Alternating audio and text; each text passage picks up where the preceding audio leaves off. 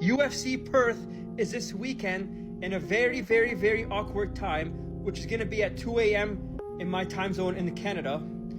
And we have an amazing, amazing main event. We have Della Maddalena, a good pocket boxer, versus Prates, an elite Muay Thai kickboxer with knockout power. Should be a striker's delight. And if Carlos wins, title shot.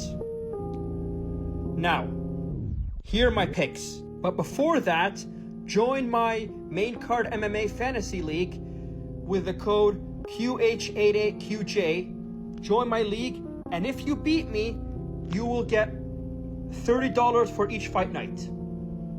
I don't know who they'll have to fight Marwan Rahiki, or if he's still fighting, but I don't think in such a short notice or short time they will get anyone to beat Marwan Rahiki. Don Marfan versus Cody Steele is a fight between two guys I think are not very good. Both have pretty poor striking defense, especially Steele, who strikes way too wildly.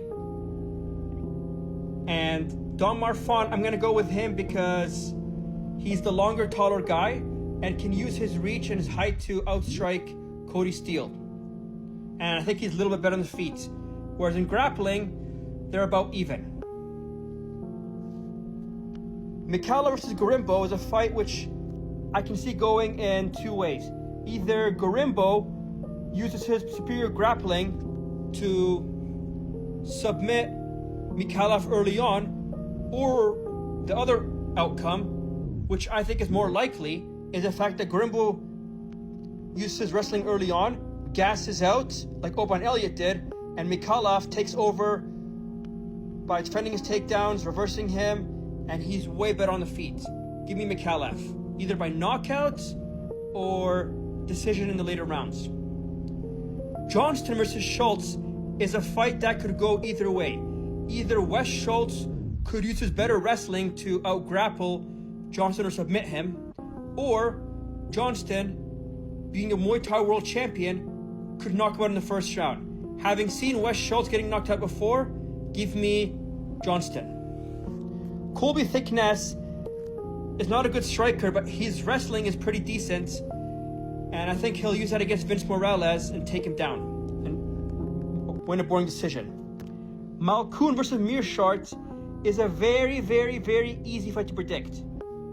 Malkoun is way better on the feet than Meerschaert. He has knockout power, and he's a better wrestler. Meerschaert has submission skills, but I think Malkoun can beat him on the feet and does not need to out-grapple him. Give me Malkoun by first round knockout.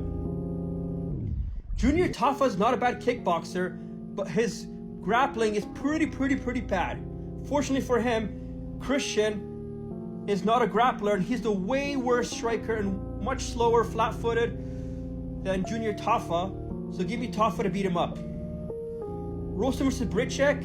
Here's the thing, Britchek has some decent box combinations and pressure, but he kind of fades, whereas Rostam is a taller, longer guy who can use his knockout power and outpoint Britchek on the feet.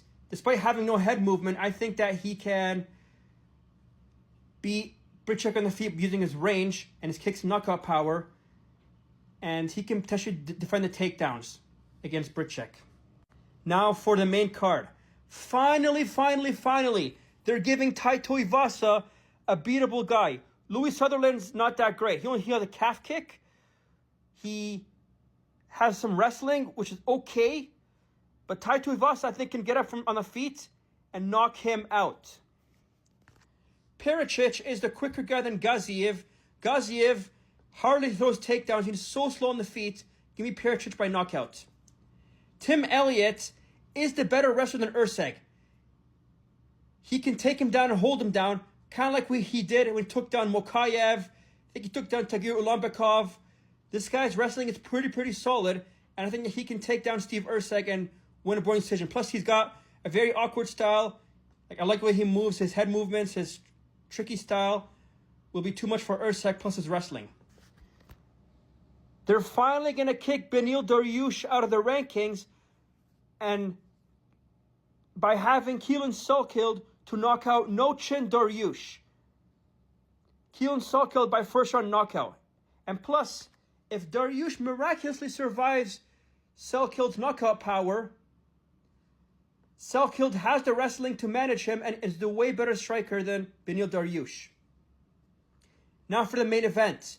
The Mohsen Mohammed Sefi victim, Jack Della Maddalena, one of the most overrated guys and one of the weakest champions in UFC welterweight history with 0 defenses, will get knocked out by the nightmare Carlos Prates.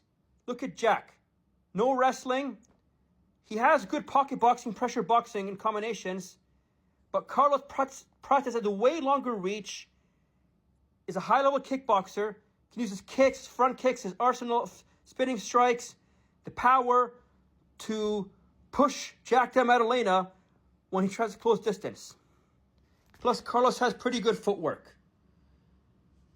So I think it's going to be a striker's delight. And Jack didn't have the wrestling to beat Carlos. Nor Ian Gary, who has longy range and great footwork to deter Carlos Prates. So Carlos Prates is going to beat him by keeping it on the feet, keeping distance with his lengthy range, teep kicks, spinning elbows, footwork, and his knockout power to knock out JDM. And yes, JDM's not been knocked out before, except for in his early days, I recall. But keep in mind, Carlos Prates knocked out Leon Edwards and Jeff Neal, guys who didn't get knocked out before. So Carlos Prates will be the nightmare for the overrated Mohsen Mohammed Sefi victim, Jack Della Maddalena.